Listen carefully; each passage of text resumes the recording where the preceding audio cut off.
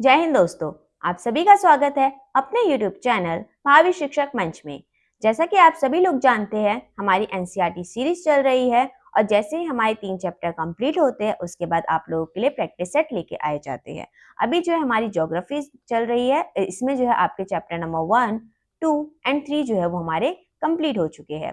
अब जो है आपके इन तीनों चैप्टर के मिक्स क्वेश्चन आप लोगों को देखने को मिलते हैं प्रैक्टिस सेट में, और इन तीनों चैप्टर के 3 आपको प्रैक्टिस सेट मिलते हैं।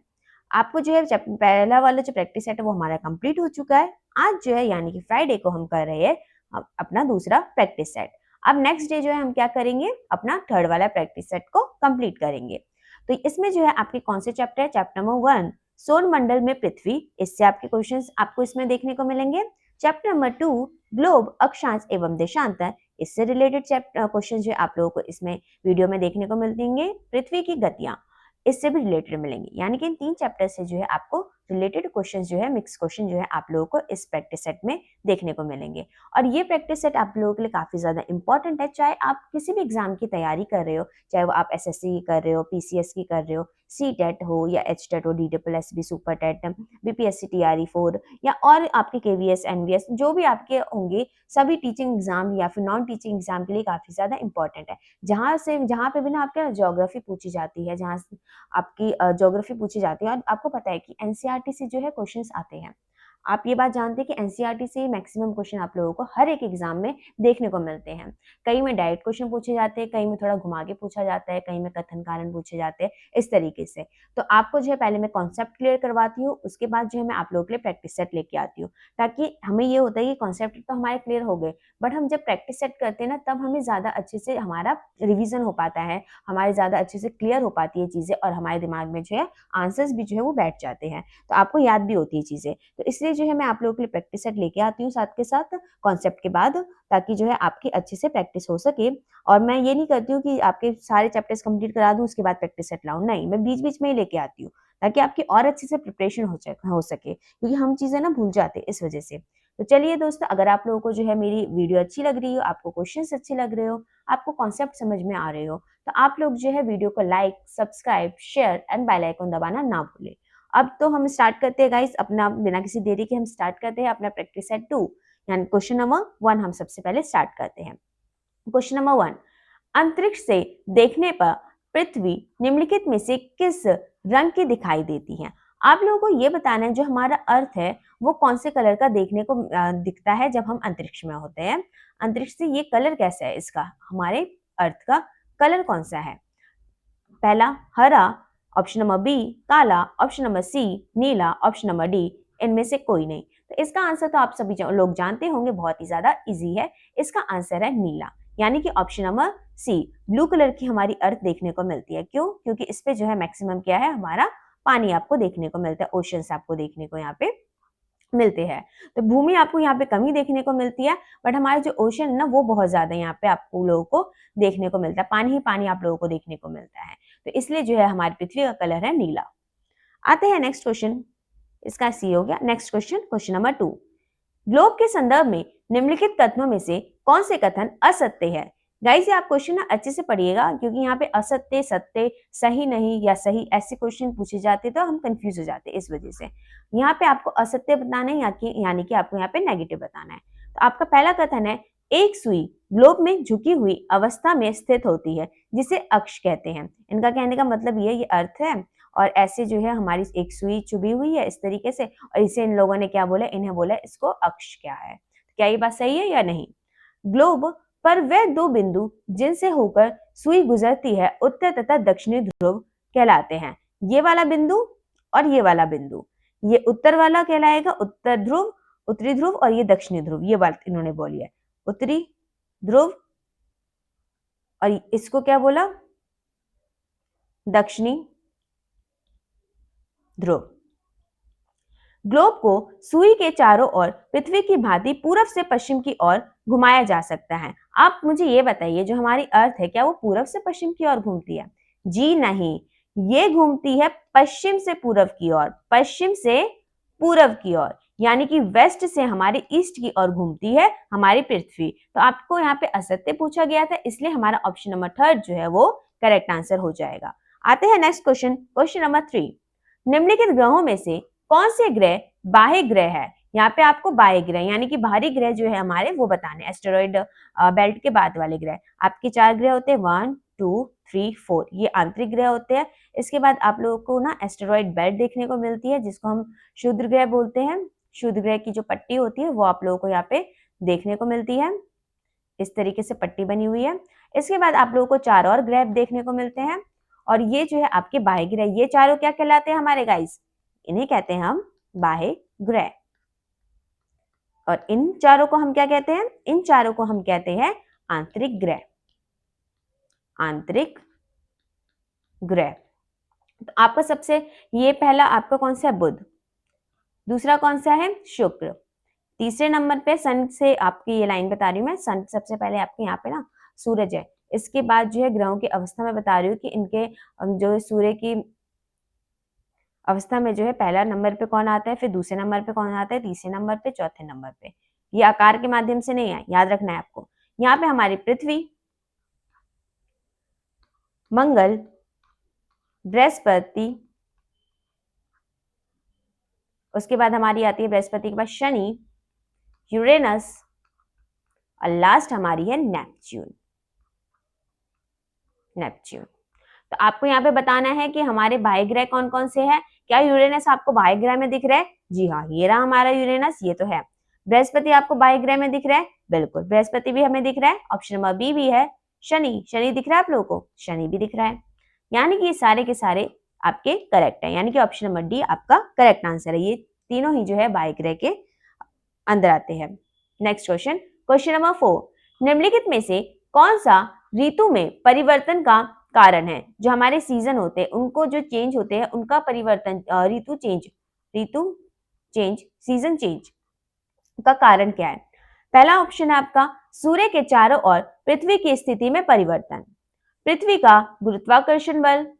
सी ऑप्शन है चंद्रमा का पृथ्वी के चारों ओर स्थिर कक्षा में परिक्रमण। और लास्ट ऑप्शन है इनमें से कोई नहीं।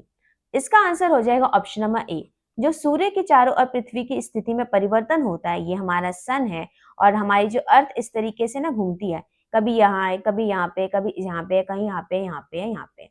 तो इस परिवर्तन के कारण जो हमारी ऋतुएं चेंज होती है, यानी कि ऑप्शन नंबर ए जो है आपका करेक्ट आंसर है क्वेश्चन नंबर 4 का। आते हैं नेक्स्ट क्वेश्चन, क्वेश्चन नंबर 5 पे।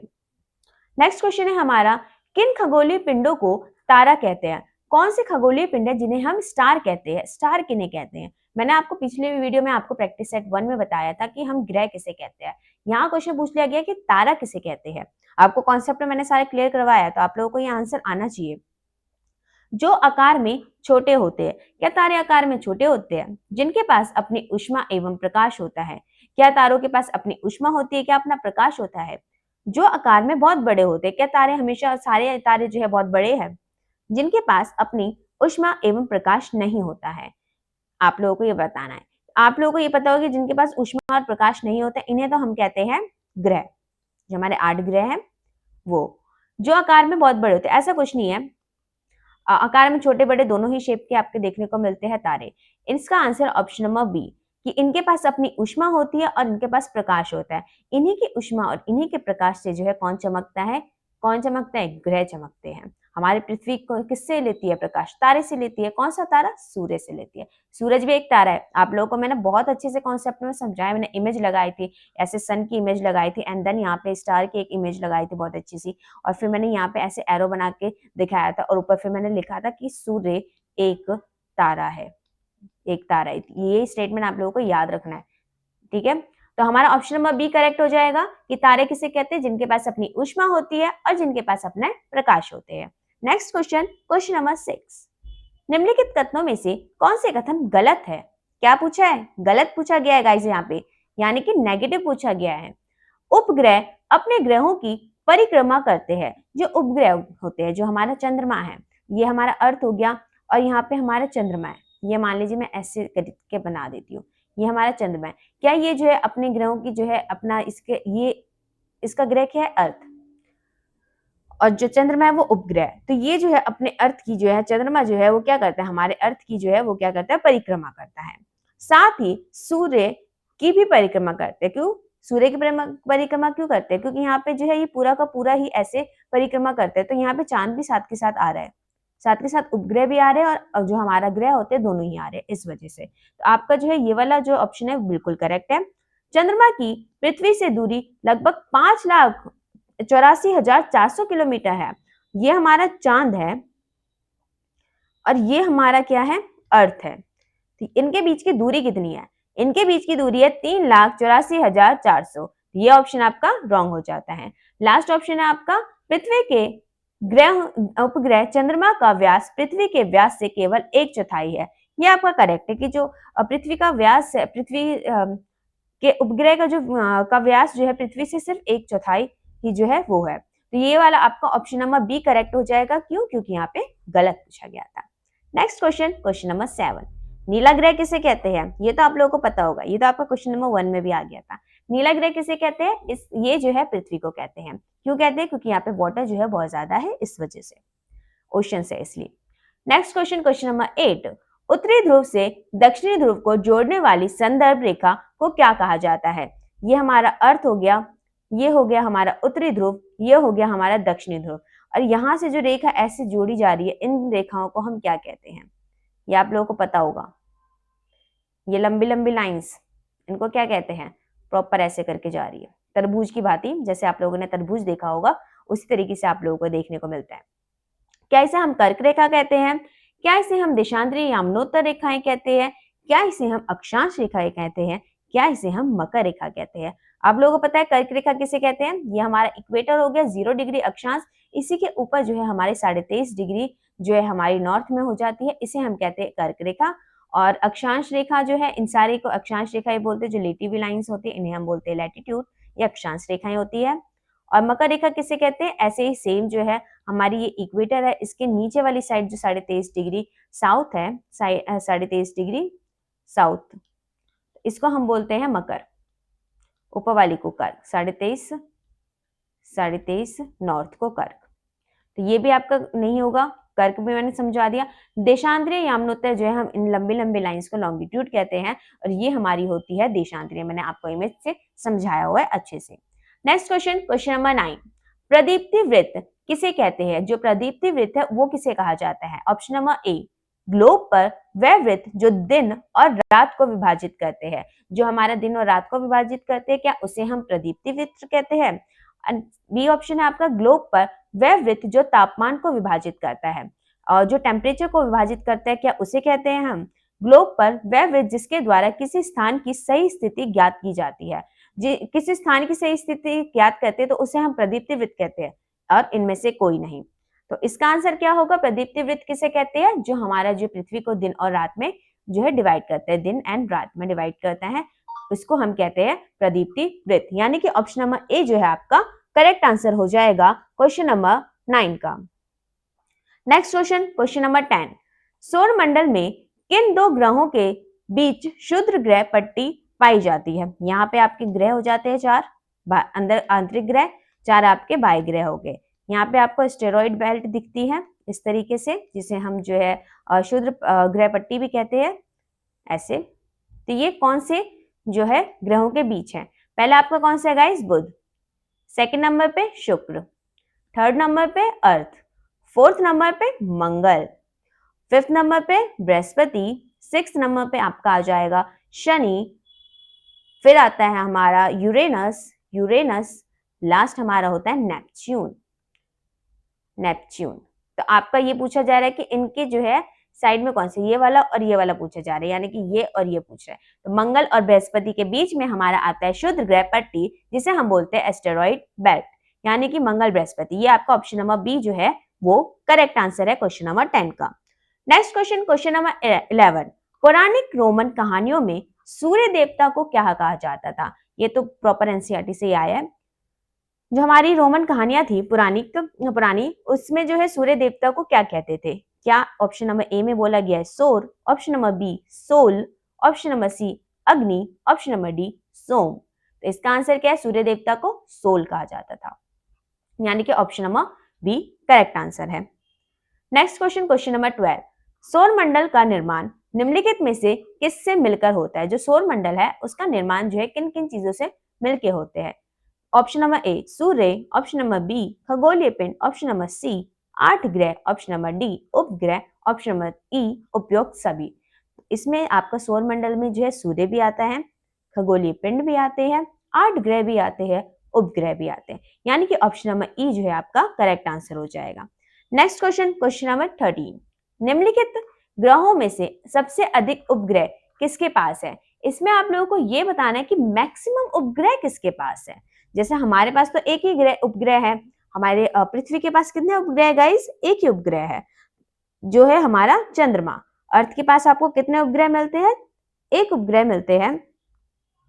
देखो चंद्रमा, हमारे पास एक ही उपग्रह है हमारी अर्थ के पास, ये है हमारा उपग्रह। वैसे ही पूछा जा रहा है कि सबसे ज्यादा उपग्रह जो है वो किसके पास है। ये है हमारे पहला ऑप्शन है Shani, option number B Mangal, option number C Brihaspati, option number D Uranus. सबसे ज्यादा उपग्रह है शनि के पास, 146 उपग्रह आप लोगों को शनि के पास मिलते हैं। बृहस्पति के पास आप लोगों को 95 मिलते हैं, मंगल के पास तो सबसे कम मिलते हैं, 2 ही मिलते हैं, और यूरेनस के पास आप लोगों को 28 मिलते हैं। और 2 ऐसे भी आपके हैं जिनके पास जो है आपको कोई भी उपग्रह नहीं मिलते, 0 मिलते हैं। वो मैं आगे के क्वेश्चन में आपको बताऊंगी किसके पास 0 मिलते हैं। तो इसका आंसर हो जाएगा सबसे मैक्सिमम जो है उपग्रह किसके पास है? शनि के पास, यानी कि ऑप्शन नंबर ए जो है वो करेक्ट आंसर है। नेक्स्ट क्वेश्चन, क्वेश्चन नंबर 14, दक्षिण अयनांत के संदर्भ में नीचे दिए गए कथनों में से कौन से कथन जो असत्य है? क्या पूछा गया है गाइस? असत्य पूछा गया है, नेगेटिव पूछा गया है यहाँ पे आप लोगों से, असत्य। पहला है आपका कथन, आपका ऑप्शन कथन और ऑप्शन, दक्षिणी ध्रुव सूर्य की ओर झुका होता है। जो दक्षिणी ध्रुव है वो सूरज की ओर झुका होता है जब दक्षिण अयनांत होता है। सूर्य की किरणें कर्क रेखा पर सीधी पड़ती है। ये देखिए, पहले मैं पढ़ लेती हूँ। दक्षिणी गोलार्ध पर बड़ा दिन एवं छोटी रातों वाली ऋतु होती है। दक्षिण अयनांत 0 डिग्री है, मकर, और ये हो जाएगा कर्क। जब दक्षिण अयनांत होता है सूरज की किरणें जो है डायरेक्ट कहां पे पड़ती है? यहाँ पे मकर रेखा पे पड़ती है। यहाँ पे बोला गया है कि कर्क रेखा पे पड़ती है, तो इसकी वजह से मकर होना चाहिए, इसलिए ये नेगेटिव है, ये आंसर हो जाएगा, ये आपका रॉन्ग है। और दक्षिणी ध्रुव सूर्य की ओर झुका होता है, ये वाला जो दक्षिण ध्रुव है ना, ये सूरज की ओर झुका होता है इस टाइम पे, ये वाला। और दक्षिण गोलार्ध पर बड़ा दिन और एवं छोटी रात होती है। यहाँ पे जो है 22 दिसंबर को हमारा दक्षिण अयनांत होता है, और इस दिन जो है दक्षिण में क्या होता है? बड़ा दिन और छोटी रात। छोटी रात ये आपको मैंने समझाया हुआ है। ऊपर जब 21 जून होता है कर्क रेखा पे, तो उस दिन जो है हमारा नॉर्थ वाली साइड क्या होता है? 0 डिग्री से हमारे इक्वेटर से ऊपर वाली साइड जो है वहां पे होता है हमारी बड़ी दिन होते हैं और छोटी रातें होती है। 22 दिसंबर को सेम वैसा होता है, लेकिन मकर रेखा वाली साइड पे। तो ये भी आपका करेक्ट है और ये वाला भी करेक्ट है। तो इसमें आपका गलत पूछा गया था, असत्य पूछा गया था, इसलिए ऑप्शन नंबर बी जो है आपका आंसर हो जाएगा, यानी कि सेकंड ऑप्शन आंसर हो जाएगा 14 क्वेश्चन का। नेक्स्ट क्वेश्चन, क्वेश्चन नंबर 15, हमारे सौर मंडल में किन ग्रहों के पास एक भी चंद्रमा नहीं है, प्राकृतिक उपग्रह नहीं है? आप ये बताना है हमें कि किन के पास जो है हमारे पास एक भी चंद्रमा नहीं है, 0 चंद्रमा है। ऐसे कौन कौन से है? 2 है, ये मैंने आपको बता दिया था। पहला ऑप्शन है बुध, सेकंड ऑप्शन है शुक्र, थर्ड ऑप्शन है बृहस्पति, फोर्थ ऑप्शन है ए और बी दोनों। तो इसका आंसर क्या हो जाएगा हमारा? कौन से ऐसे ग्रह है जिनके पास एक भी चंद्रमा नहीं है? बृहस्पति के पास तो हमारे 95 है, तो इसके पास तो है, बहुत सारे भाई, 95 बहुत होते हैं। हमारे पास कितने? हमारे पास एक है, पृथ्वी के पास एक है। 0 किसके पास है? बुध के पास 0 है और शुक्र के पास 0 है, यानी कि ऑप्शन नंबर ए और बी दोनों करेक्ट है। तो आपका ऑप्शन नंबर डी जो है वो करेक्ट आंसर हो जाएगा, ए और बी दोनों। नेक्स्ट क्वेश्चन, क्वेश्चन नंबर 16, पृथ्वी का जुड़वा ग्रह किस ग्रह को कहा जाता है? पृथ्वी का जुड़वा ग्रह क्यों? इनका आकार जो है सेम है, इस वजह से जो है इनको जुड़वा ग्रह बोला जाता है। और ये कौन कौन से 2 ग्रह है? मैंने इमेज बहुत अच्छे से लगाई थी कॉन्सेप्ट वाले में। पहला है मंगल, दूसरा है शुक्र, तीसरा है बुध, चौथा है बृहस्पति। तो ये तो हमारी पृथ्वी है और इसका जुड़वा ग्रह कौन सा है? शुक्र, जिसे हम वीनस बोलते हैं इंग्लिश में, यानी कि option number B correct answer है। नेक्स्ट क्वेश्चन, क्वेश्चन नंबर 17, निम्नलिखित में से कौन से कथन सत्य है? यहाँ पे हमें क्या बोलना है? हमें बताना है कि कौन से कथन जो है वो हमारे पॉजिटिव है, कौन से कथन हमारे सत्य है।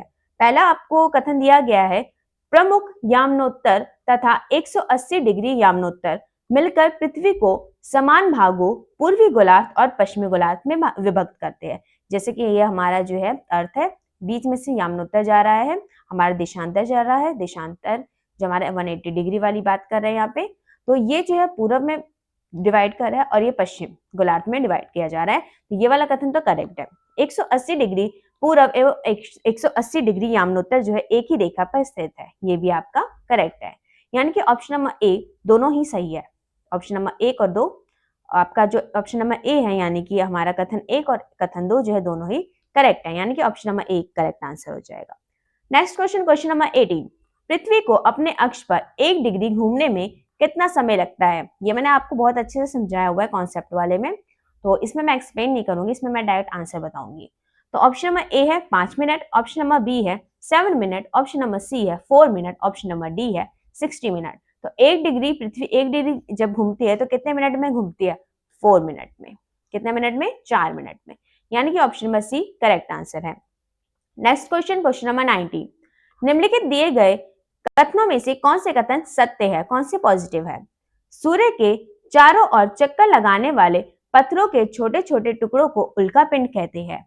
सेकंड कथन, खुले आकाश में फैली एक छोर से दूसरे छोर तक चौड़ी सफेद पट्टी जो कि लाखों तारों का समूह है को हम आकाशगंगा कहते हैं। आपने आसमान में देखा होगा बहुत सारे हमारे तारे होते, बहुत ही सारे भरे होते, पूरे हर जगह जो है हमारे क्या होती है, भरे होते पूरे आसमान में। तो इस चौड़ी सफेद पट्टी को हम क्या कहते हैं? क्या इन्हें हम आकाशगंगा यानी कि गैलेक्सी कहते हैं? ये बात बिल्कुल करेक्ट है आपकी। और साथ ही साथ जो छोटे छोटे टुकड़े हैं उन्हें हम बोलते हैं उल्कापिंड, जो सूर्य के चारों ओर चक्कर लगा रहे हैं। यानी कि ऑप्शन नंबर ए और 2 जो है दोनों ही करेक्ट है। ऑप्शन नंबर ए जो है आपका हो जाएगा, कथन ए और 2 जो है दोनों ही करेक्ट है, नहीं ये नहीं होगा, ए और 2 दोनों सत्य है। ऑप्शन नंबर सी जो है वो करेक्ट आंसर हो जाएगा। कौन सा गाइस? ऑप्शन नंबर सी हो जाएगा। नेक्स्ट क्वेश्चन, क्वेश्चन नंबर 20, हमारे सौर मंडल में सूर्य से सबसे दूर कौन सा ग्रह अवस्थित है? देखिए ये हमारा जो है सूरज है, इससे सबसे दूर कौन सा है? पहले हमारा आ जाता है बुध, दूसरे नंबर पे हमारा आ जाता है शुक्र, तीसरे पे पृथ्वी और चौथे पे हमारा आता है मंगल। उसके बाद हमारा क्या आता है? एस्टेरॉइड बेल्ट आ जाती है, ऐसे करके पूरा एस्टेरॉइड बेल्ट आ जाती है। इसके बाद बृहस्पति, शनि, यूरेनस, लास्ट में कौन सा है? नेपच्यून। तो इसका आंसर कौन सा हो जाएगा? हमारा हो जाएगा नेपच्यून, जिसे हम बोलते हैं हिंदी में वरुण। यानी कि ऑप्शन नंबर ए जो है हमारा करेक्ट आंसर है। तो हमारे जो है टोटल नंबर ऑफ क्वेश्चन इसमें कितने थे? 20 थे। तो आप लोगों को कमेंट बॉक्स में बताना है कि आप लोगों ने जो है कितने आंसर जो है वो सही किए। ये जो हमारा प्रैक्टिस सेट कौन से नंबर का था? प्रैक्टिस सेट था ये हमारा 2nd नंबर का। अब आप लोगों के लिए जो है प्रैक्टिस सेट 3rd आएगा सैटरडे को, प्रैक्टिस सेट 3 सैटरडे को ये आएगा आप लोगों का। और इसमें जो है कौन कौन से चैप्टर से क्वेश्चंस पूछे जाएंगे? इसमें मिक्स क्वेश्चन होंगे, चैप्टर नंबर 1, चैप्टर नंबर 2 और चैप्टर नंबर 3 ज्योग्राफी के क्लास 6 का, ज्योग्राफी क्लास 6। तो आप लोग को याद रखना है कि आपका नेक्स्ट प्रैक्टिस सेट भी आएगा और ये सारे एग्जाम्स के लिए बहुत ज्यादा इंपॉर्टेंट है। और अब जो है आप लोग, अगर आप लोगों को जो है मेरी वीडियो अच्छी लगी हो, पहली बात तो आपका थैंक यू सो मच ये पूरी वीडियो देखने के लिए, एंड तक बने रहने के लिए। आप लोग को कमेंट बॉक्स में स्कोर बताने हैं अपने।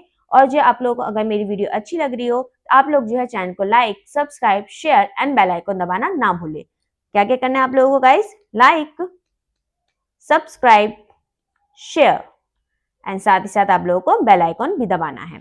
तो thank you so much guys ये पूरी वीडियो देखने के लिए। अब जो है हम नेक्स्ट वीडियो में मिलेंगे, हमारे प्रैक्टिस सेट 3rd होगा। तो जय हिंद दोस्तों, मिलते हैं नेक्स्ट वीडियो में।